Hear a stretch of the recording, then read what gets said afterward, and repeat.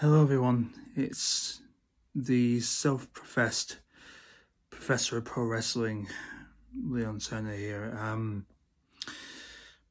Obviously it's quite contradictory to what I normally do. You know, I'd probably be shooting on someone, I'd probably be, you know, telling you guys how great I am or whatever. But I am here on a more solemn note. I know you've probably seen it already from either What Culture, Cultaholic, Wrestle Talk, Parts Unknown, the Dirt Sheets, whatever. But in case you didn't, John Huber, Mr. Brodie Lee, Luke Harper, Eli Cottonwood, whatever you want to call him, he's dead. Now, I woke up at around 9:30 this morning, and I could not believe what was going on. Like Simon Miller from What Culture, I thought it was an internet hoax. And by the way, I'll put the video in the link below because I know y'all will probably want to watch that. You know, so I'll put that in the link below. And yeah, obviously Eli Cottonwood, Luke Harper, Brodie Lee, whatever you want to address him as, was obviously a very kind, wholehearted man who just looked out for the locker room. He was a locker room leader, he was a ring general, he was everything. He was a member of the Wyatt family who won the NXT and SmackDown Live tag team titles. Well, technically his SmackDown tag team title was under the Bludgeon Brothers, but still, it was with his old Wyatt family partner, Rowan. He then went on to infamously come to All Elite Wrestling, AEW, and he won the TNT Championship, bringing in the Dark Order. Well, leading the Dark Order. It had already brought in by Evil Uno and Stu Grayson. But yeah, there are no words. And I'll admit it, I cried. I cried for what felt like forever when I heard about Brodie Lee or John Huber. And do you know, I can't believe he was gone today in the early hours of the morning here in Britain at 41 years of age.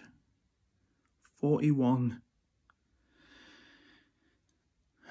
For those who don't know, my father, John Turner, he died when he was 47 in 2013. So obviously I'm not trying to compare my father to Brodie Lee, but I know what it feels like to have that pain, to have that suffering, and to have that grief. Now obviously I know his wife Amanda and his kids, Brodie and Nelson, I believe his other kid's name, they'll be crushed, absolutely crushed. And to know that Brodie Lee went on Talk Is Jericho and said that he was doing this for his wife and his kids, even though he was financially secured, he was set up for life in WWE. That shocks me. That really, really shocks me.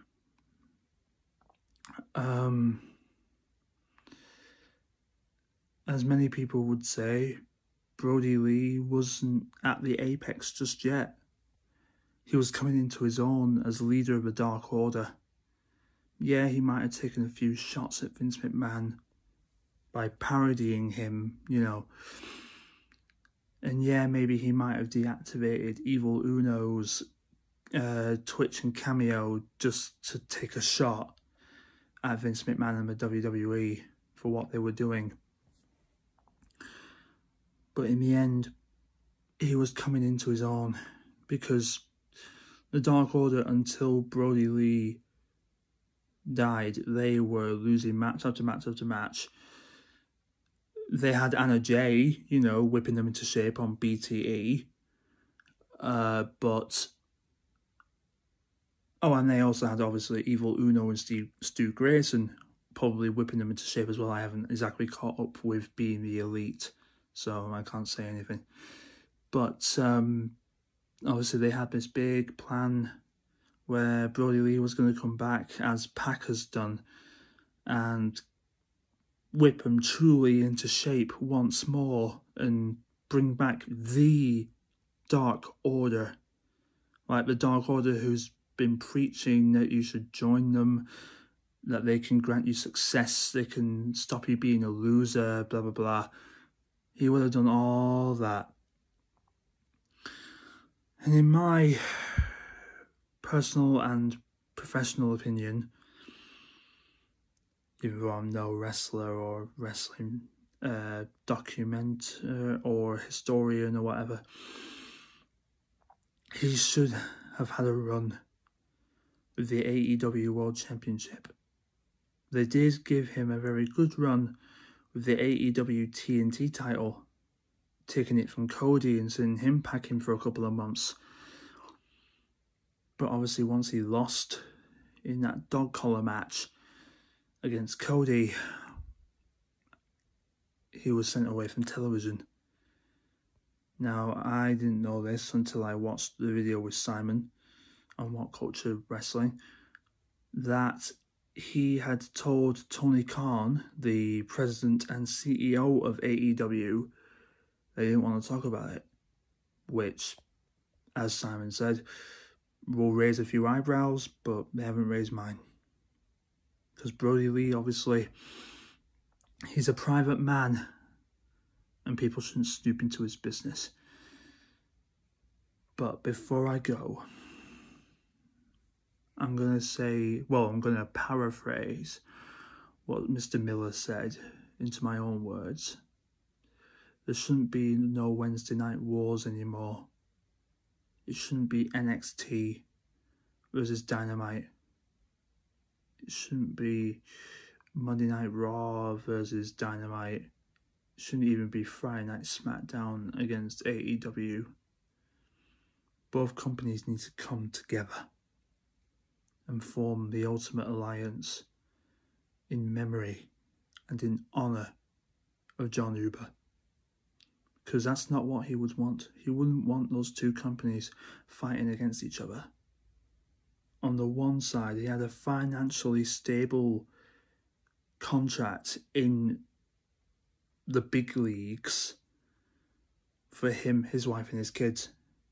But then his wife Amanda, when he was at a crossroads between, like, should I go AEW, should I go WWE, should I stop it altogether, she said go to AEW.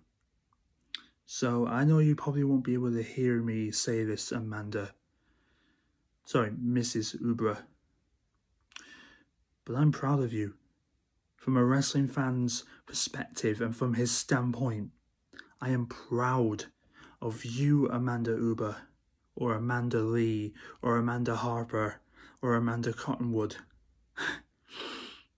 I am proud of you for helping Brodie light a fire up under his ass and bring him to your version of the promised land, which is AEW. So in summary, the wrestling world mourns. We mourn the loss of one of the most decorated, unique, charismatic, powerful, and, pun intended, elite professional wrestling big men in John Huber, Eli Cottonwood, Luke Harper, Mr. Brodie Lee. I salute you, sir, and I salute your family, your Wyatt family, and your true family. And to Bray, I know you probably won't hear me say this either, but to you, Bray, I thank you for all that you will do for Brodie Jr. and the rest of the family. Thank you all for watching. Even if you didn't watch until it went up, I don't mind. I thank you all. And I salute you all. Bye for now.